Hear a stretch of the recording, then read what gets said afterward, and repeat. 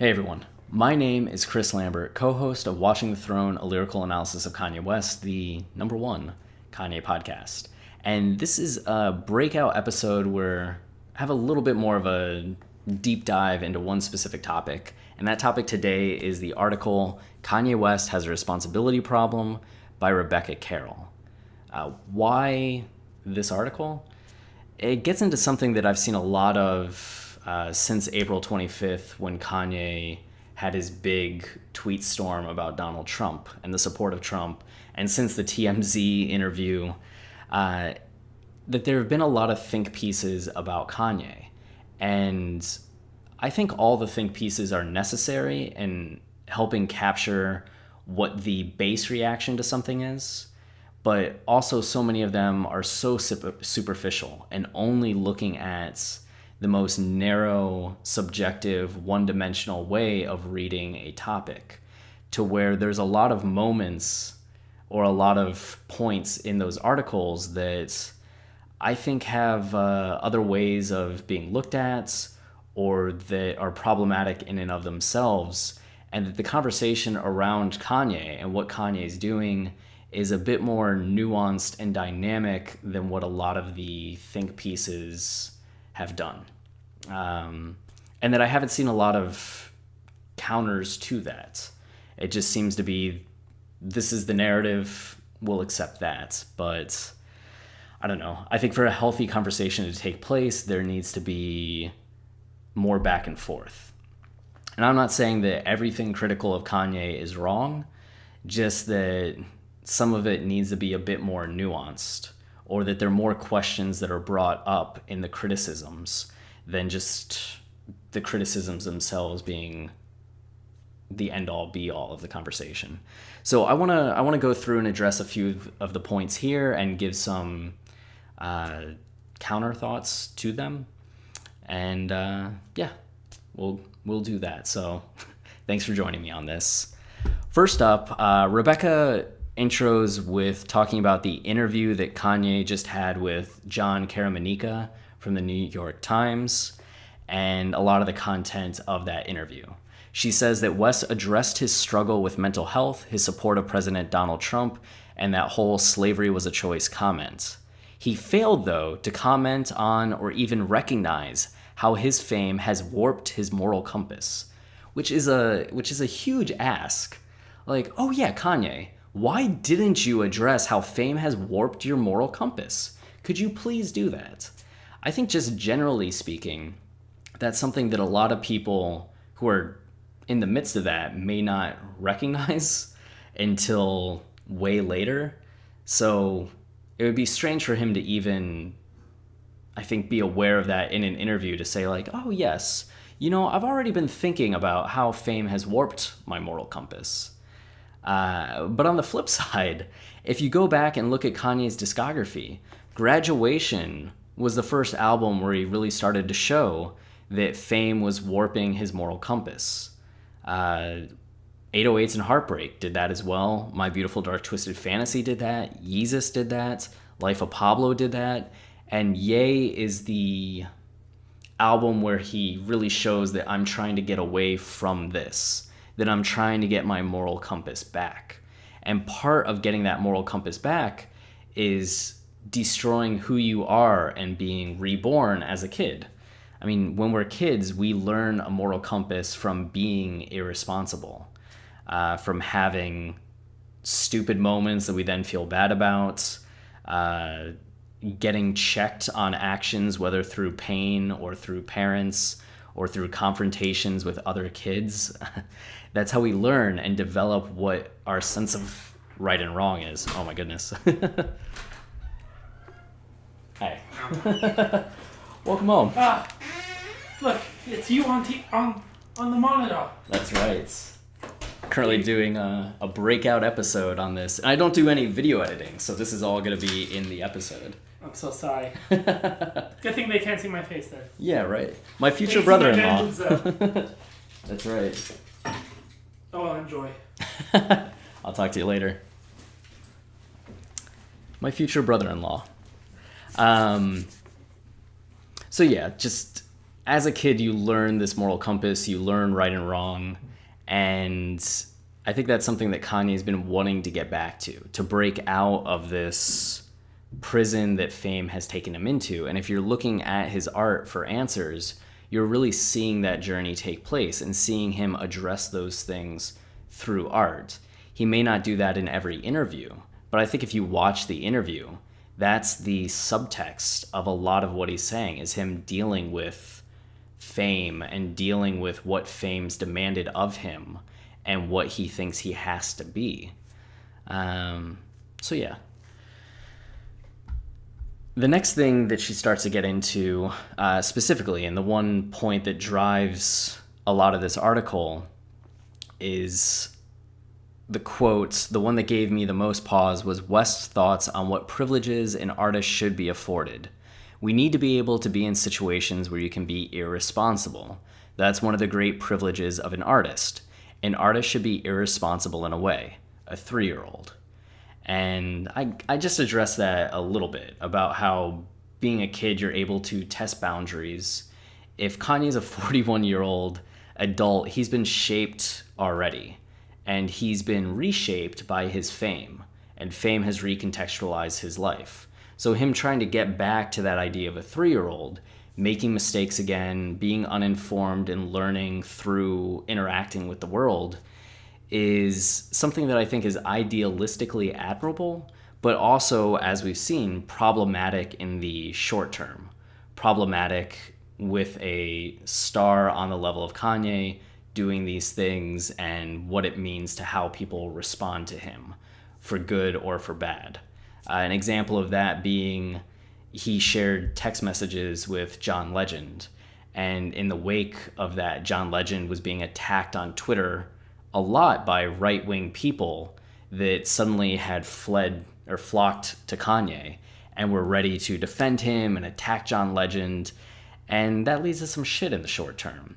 So while Kanye's on this existential journey and this redevelopment, there are, I guess, casualties, but I don't think that he's necessarily wrong in what he's saying. It's one of those things that needs that nuance, that there are positives to take away from this, but there are also negatives about it.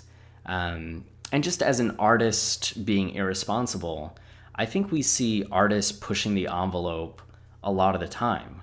We see that with painters that are being avant-garde, musicians that are being avant-garde, writers that are being avant-garde.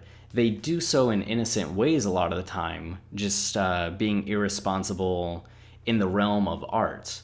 But a lot of the artists that we admire were irresponsible in their life as well. They were controversial figures because they were pushing boundaries and doing things that society as a whole didn't necessarily agree with.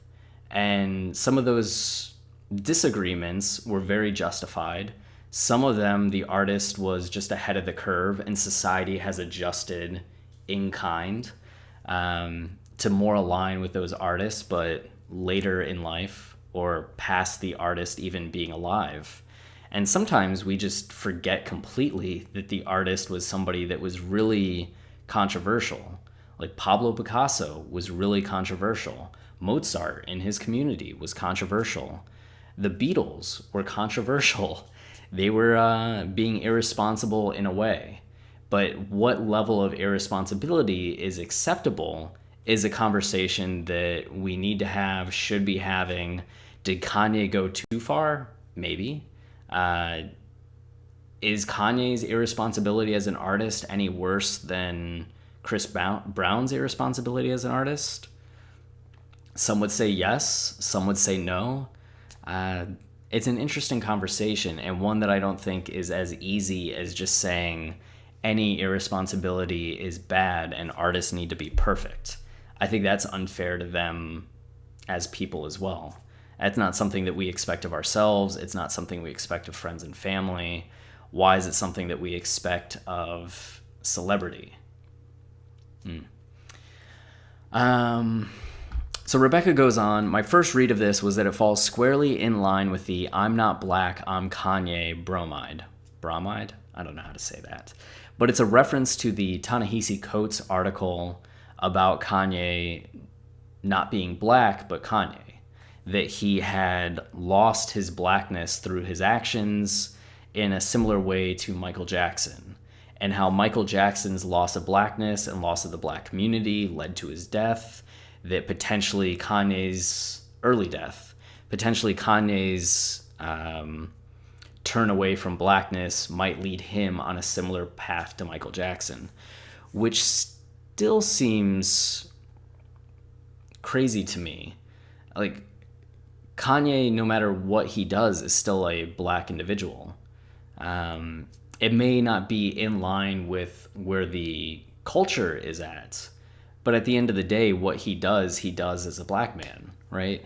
I don't hear that being something that's said about other races, that if somebody that's Asian does this, they're no longer Asian. If somebody that's white does this, they're no longer whites. I just think it's unfair to say that Kanye is no longer black for what he does. That's forever going to be something that he is. And the things we all do just are part of the human dynamic. Like, race aside, he's no different than me, no different than anybody else from another country. He's just a person doing things. So I still find that a very complicated point of discussion.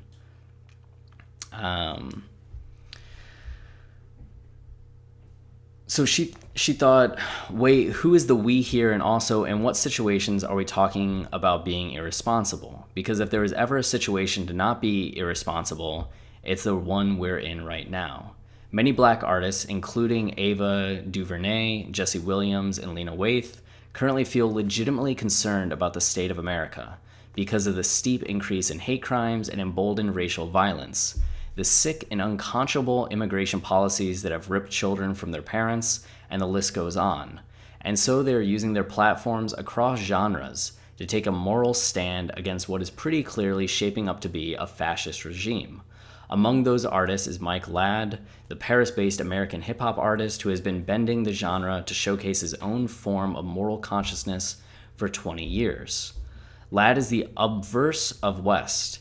He's been in the business just as long, but instead of West's ethic of impulsivity, he's embraced an ethic of responsibility. His seminal album, Welcome to the Afterfuture, recorded around the time that Armando Diallo, was shot and killed by police in New York, is sadly still relevant today.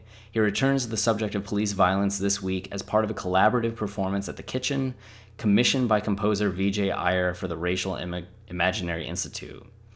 I spoke with Ladd on WNYC on Wednesday and was struck when he said, "You can't avoid morality. You know, it's like oxygen. You know it's going to be there." Especially because I couldn't imagine Kanye West, who has a much higher profile and so a much greater influence, ever doing the equivalent. Ladd says that he is creating socially responsible work not out of a sense of obligation or even necessarily as a form of political activism, but as a reflection of how he chooses to live his life. Other artists are doing the same. In this context, what does West's credo on irresponsibility as an artist say about how he's living his life, and at what cost? West doesn't need to be a role model or a beacon of morality, but to say that because he is an artist, he shouldn't be responsible for what he puts out into the world is not a privilege. It's a fallacy. Privilege is living in a bubble of wealth and celebrity and adulation that allows you to redefine words and concepts to justify a lack of political literacy. One of the problems I have here is just the fact that while Ladd has had a 20-year career that's involved a lot of social consciousness, Kanye West has as well. So are we going to say that Kanye's history of social consciousness has no credit for him, no relevancy to what he's doing today? Does it not allow for any mistakes or missteps that immediately him saying this means that he's being irresponsible, and an artist like Ladd is much more worthwhile or beneficial or more heroic? I don't know if she's necessarily saying any of those things, but it seems to be some of the connotation of what's being said, that it's just like Kanye isn't somebody that we should hold up, that you should look at artists like this and admire them. And I do think that all those artists should be admired, that Lad should be admired. But I don't necessarily think that that means that Kanye shouldn't be, or that just because Kanye has moved past that level of immediate social consciousness, that it doesn't mean the things that he's thinking about aren't relevant in some larger macro way. Kanye has said that he's a futurist. He's thinking about things at a grander level. And while a lot of the necessary conversations in today's American society are about the current political strife in America, there's still other elements to be discussed. There's still higher categories of thoughts that don't stop being relevant just because there are immediate issues being discussed as well. Kanye had been discussing those immediate issues for a long time. The fact that he's moved on to other topics, I don't think necessarily makes him a monster. I don't think it necessarily makes him an artist that we shouldn't admire, or that it makes him irresponsible. And even then, but to say that because he's an artist, he shouldn't be responsible for what he puts out into the world is not a privilege. I don't think Kanye's saying that either. Kanye's saying that that an artist should be allowed to be irresponsible and be held accountable and learn from that, but that feeling like you're able to be irresponsible and to take chances is something that an artist has to have. Otherwise, that artist just slowly becomes what society wants of them, expects of them, and I don't think they're generating conversation at that point. They're just more amplifying conversations that are already taking place. Yeah. But then, and also another point, and this may just be a petty point, but pointing to Lad's work and the commentary he has on his work, and then ignoring any of the social points that Kanye brings up on Kids See Ghosts, on Nasir, with Cop Shot the Kids. Kanye's still saying some immediately relevant things. It's just he's also talking about things in a higher level at times that are relevant in a completely other way. So I guess that does it. That's all that I wanted to say on this topic.